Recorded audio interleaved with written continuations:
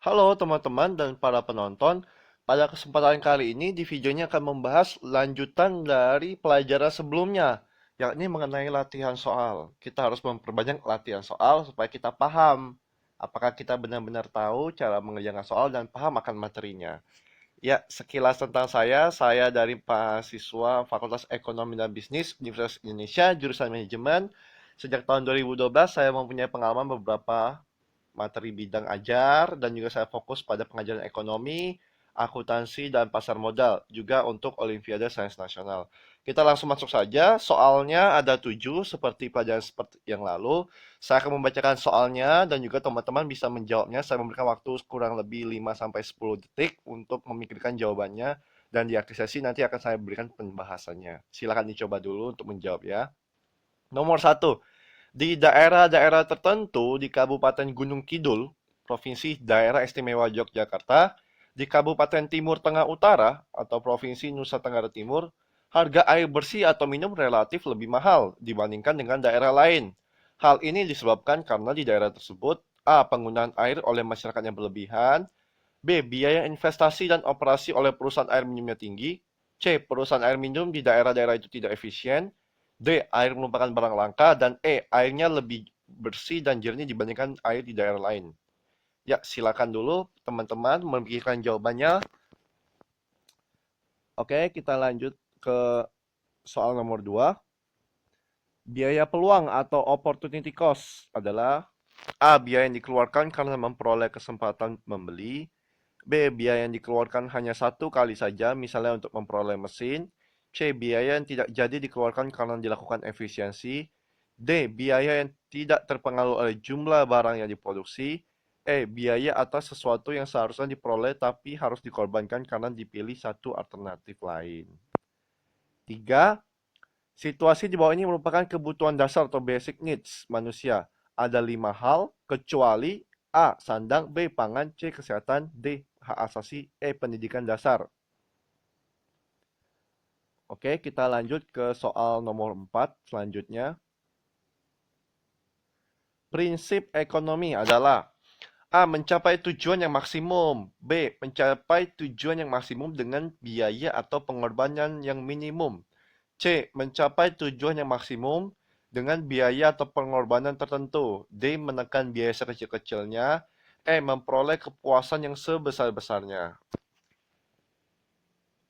Oke, kita lanjut ke soal yang selanjutnya, yakni soal nomor 5. Perhatikan pernyataan di bawah ini. Marginal benefit adalah tambahan benefit yang didapatkan atas perubahan sebuah tindakan. Kedua, Bapak Ekonomi Makro adalah Adam Smith. 3. Balas jasa dari penggunaan faktor produksi modal adalah bunga. 4. Balas jasa dari penggunaan faktor produksi tanah atau sumber daya alam adalah bunga. 5. Supply creates its own demand merupakan bunyi dari hukum Say. Ya, kita dari pernyataan di atas, manakah pernyataan yang benar? 123 atau 124, 135, 145 atau 245. Mungkin ini teman-teman membutuhkan waktu yang cukup panjang karena ada 5 pernyataan. Oke, baik, sudah paham. Kita lanjut ke soal nomor 6. Harga dari minyak meningkat dari waktu ke waktu selain permintaan yang meningkat dibandingkan penawaran. Juga karena persediaan di bumi semakin sedikit.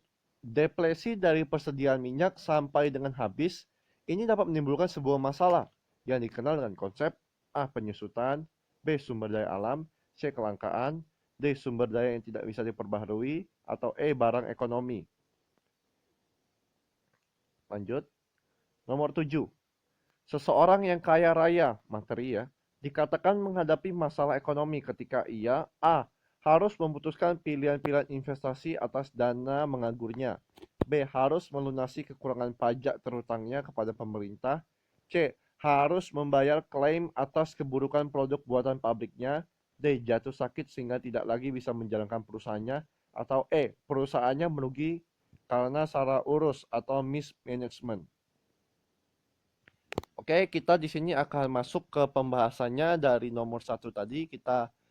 Teman-teman sudah siap atas jawabannya masing-masing. Kita lihat jawaban yang benar adalah 1. Untuk kasus daerah di Yogyakarta dan juga NTT, air bersih itu lebih mahal. Kenapa?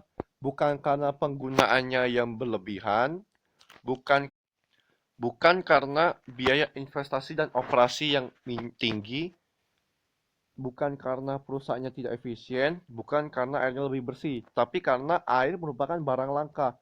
Ketika air merupakan barang langka, kita butuh pengorbanan lebih untuk mendapatkannya. Makanya air yang menjadi barang langka itu harganya lebih mahal dibanding dengan harga air di barang lain, di daerah lain. Maka jawabannya D. Yang kedua, biaya peluang adalah kalau A, biaya yang dikeluarkan karena memperoleh kesempatan membeli kurang tepat. Kalau B, biaya yang dikeluarkan hanya satu kali saja, misal untuk membeli mesin, ini bukan. Yang C, biaya yang tidak jadi dikeluarkan karena dilakukan efisiensi, ini ada penghematan. Yang D, biaya yang tidak terpengaruh oleh jumlah barang yang diproduksi, ini adalah konsep biaya tetap atau fixed cost dalam produksi. Dan yang paling tepat adalah yang E, yakni biaya yang harusnya kita peroleh tapi kita korbankan karena kita telah memilih satu alternatif lain. Nomor 3, basic needs atau kebutuhan dasar itu terdiri dari 5 hal. Ada sandang, ada pangan, ada papan, ada kesehatan, dan pendidikan dasar. Sekarang, kesehatan dan pendidikan dasar telah masuk ke dalam kategori basic needs dari kebutuhan dasar manusia. Sedangkan hak asasi tidak termasuk karena hak asasi bukan kebutuhan dasar, melainkan adalah sesuatu yang dimiliki oleh seseorang sejak dia lahir. Jadi di sini hak asasi tidak termasuk ya. Saya ulangi ada 5, ada sandang, pangan, kesehatan, pendidikan dasar, dan papan. Itu tempat tinggal ya.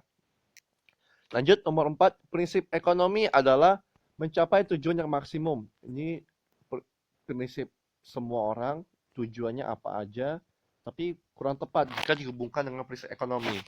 Yang D adalah menekan biaya sekecil-kecilnya. Ini adalah prinsip dalam produksi manufaktur untuk biayanya supaya kecil. Yang E memperoleh kepuasan yang sebesar-besarnya. Ini adalah prinsip dari konsumen untuk memperoleh kepuasan, untuk memperoleh utilitas yang maksimum. Nah, yang mana yang benar? Yang B atau C? Dengan yang B pengorbanan minimum dan C pengorbanan tertentu. Jadi yang lebih tepat adalah yang C, tujuan maksimum dengan pengorbanan tertentu atau pengorbanan minimum dengan tujuan tertentu. Itu adalah prinsip ekonomi yang lebih tepat ya, bukan yang B. Terkadang orang semua salah menganggap bahwa B ini adalah prinsip ekonomi, padahal kurang tepat. Karena ada kata pengorbanan minimum tapi ingin mendapatkan hasil yang maksimum, kurang tepat. Untuk yang kelima, kita bahas marginal benefit adalah tambahan benefit yang didapatkan atas perubahan sebuah tindakan. Benar atau salah? Ya, benar ya.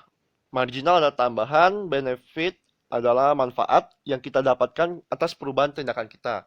Sedangkan ada satu lagi namanya konsep marginal cost. Marginal cost seperti kata penyusunnya, cost berarti biaya, ada tambahan biaya. Sedangkan marginal benefit adalah tambahan benefit.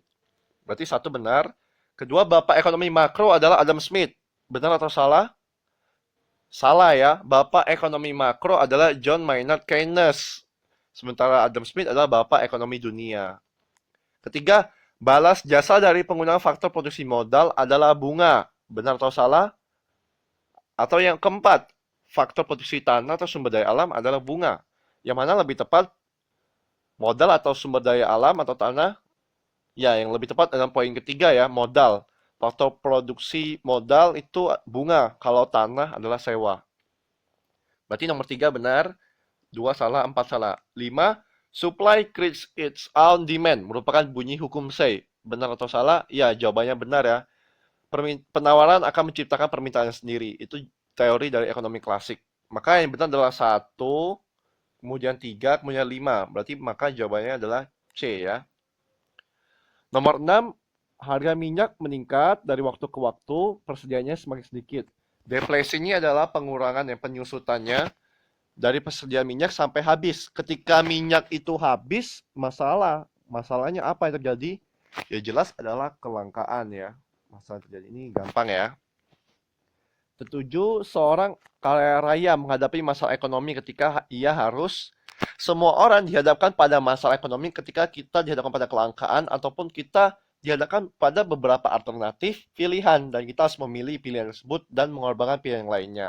Dalam kasus ini adalah A yang mengorbankan pilihan investasi. Yang B sampai E itu kurang tepat. Ya, teman-teman, itu tadi latihan soal kita pada jilid kedua. Semoga bermanfaat. Terima kasih atas perhatiannya.